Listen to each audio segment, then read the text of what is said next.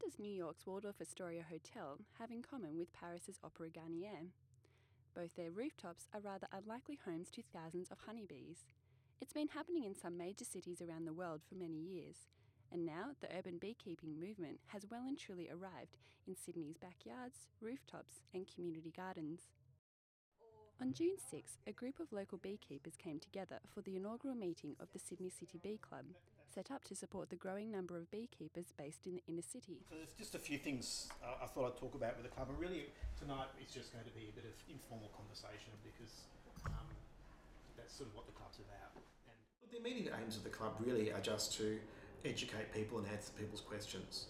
So that should be the role of the club anyway, is to educate people. That's what it's all about. And so provide mentoring and an area where, or a group where everybody can share their ideas and discuss what's going on. The club has been launched by Doug Purdy, an influential figure in Sydney's urban beekeeping scene. He's the president of the Amateur Beekeeping Association of New South Wales, blogs at The Beevangelist, and runs a company called the Urban Beehive with fellow urban beekeeper Vicky Brown. What the Urban Beehive does is we keep beehives on rooftops, so in community gardens and in restaurant and cafe rooftops, and we make an arrangement with a cafe where they use the honey inside the cafe.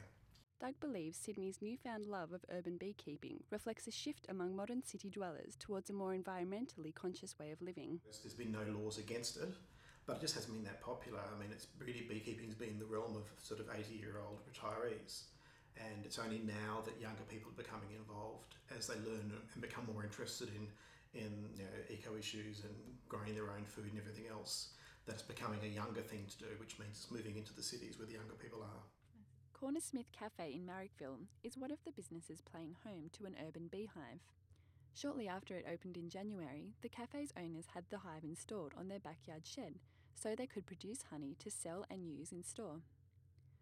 Owner Alex Elliott-Howery says the beehive fits her business's eco-mindful approach to local food sourcing. Honey is something that we use a lot of, so I started looking around for local honey to use, and I came across the urban beehive people. It kind of is a really nice symbol for our whole philosophy because we're trying to promote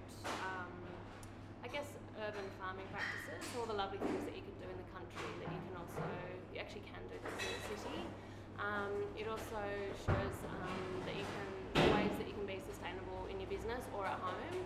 The beehive and honey have received positive responses from Corner Smith's customers. Especially in the beginning, people were really surprised and really excited about it. They were sort of, intrigued about it, and I think a lot of people don't actually think about where honey comes from particularly. So, we've had a really amazing support about that. Honey isn't the only benefit being reaped from urban beehives. The Asylum Seekers Centre in the leafy heart of Surrey Hills is home to a small hive of native stingless Australian bees called Trigona carbonaria. People are wary and approach with great caution, and then they see them and then they go, oh, okay, they're really sweet. You say, yeah, they're fine. Everybody loves them in the end. Permaculturalist Jessica Perini, who volunteers at the centre, says the bees were a perfect fit for the centre's community gardens, which are also home to bush tucker and vegetables. We're all about ecologies, so it fit into our model very well. Stingless bees are perfect for communities because they're stingless. So it's not like having an exotic hive where you have to worry about donning the outfit, having the smoker, all the expensive equipment. It's nothing like that. Have a hive, they're stingless, people can admire them. It's great. It's a total community thing. Jessica applied for and received a grant from the City of Sydney Council, allowing the Asylum Seekers Centre to run permaculture and urban beekeeping courses this year, which have been met with overwhelming community interest. The bees and these courses have also been a way for Jessica to fuse her love of sustainability with her passion for human rights.